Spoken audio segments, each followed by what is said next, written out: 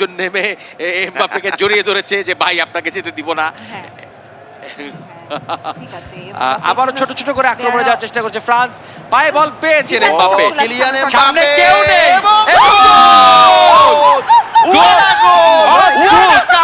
Historic comeback.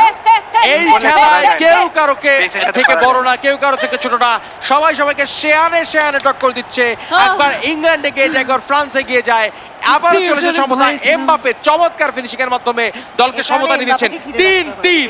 See the man Kylian Mbappe, the world number 1 এই মুহূর্তে ফুটবলে undoubtedly. এই গতির সাথে কে পারবে বলেন, কে পারবে এই গতির সাথে? উসাইন বোল্টকেও তো হারিয়ে দেন তিনি 10 মিটারের যে স্প্রিন্ট সেখানে রেস আছে। হ্যাঁ হ্যাঁ, রাইট।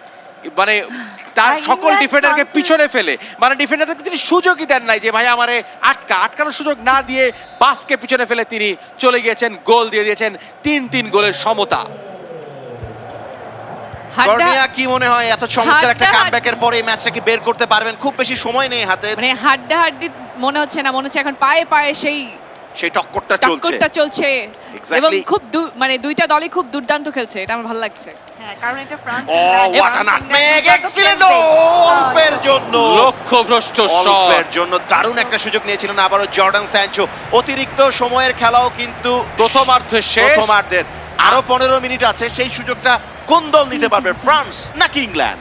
বলা খুব কঠিন। যারা ইউটিউবে এই মুহূর্তে খেলাটি দেখছেন কমেন্টে গেস করতে পারেন যে কোন দল আজকের এই খেলা নিতে পারে এবং ভবিষ্যতে যখন রিয়েল কোয়ার্টার ফাইনাল ম্যাচটা হবে সেখানে বিজয়ী দল কে হতে পারে তা আমাদেরকে কমেন্ট করে জানাতে পারেন। আমরা চলে যাচ্ছি অতিরিক্ত সময়ের দ্বিতীয়ার্ধের খেলায়। আবারও কিক অফ করছে ইংল্যান্ড। শেষ 15 মিনিটের খেলা আমাদের সামনে আছে, এরপরে পেনাল্টি শুটআউট আমাদের জন্য অপেক্ষা করছে। খেলার ফলাফল ফ্রান্স 3 ইংল্যান্ড 3। 106 মিনিট পরে মাদি ভাই এখনো দুটো টিমকে স্প্লিট করা যায়নি। একদমই শেয়ানে লড়াই, যেটাকে আমরা বলছিলাম ক্ল্যাশ অফ টাইটান্স, এবং দুটা দল সেভাবেই খেলছে।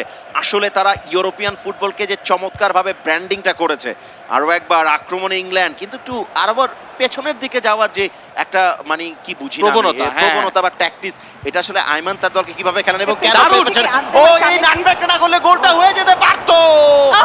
কেন বাপায় মারলেন না? স্টার্লিং এর বাপায় জোর আছে আইমান।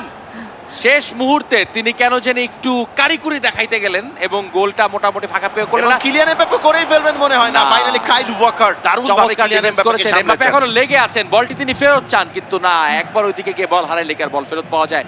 তবুও আমি গেমারু, রিহান এবং আয়মানের বিষয়ে বলতে চাই যে বর্তমানে বাংলাদেশের গেমারুরা কি চমৎকার ফিফা খেলেন, তার প্রদর্শনী আজকে আমরা এই অনুষ্ঠানের মাধ্যমে দেখতে পাচ্ছি এবং কি দুর্দান্ত ফিফা প্লেইং। দারুণ এক্সিলেন্ট ডিসপ্লে আমরা দেখেছি দুই গেমারুর কাছ থেকে। এই মুহূর্তে কিন্তু ডান প্রান্ত দিয়ে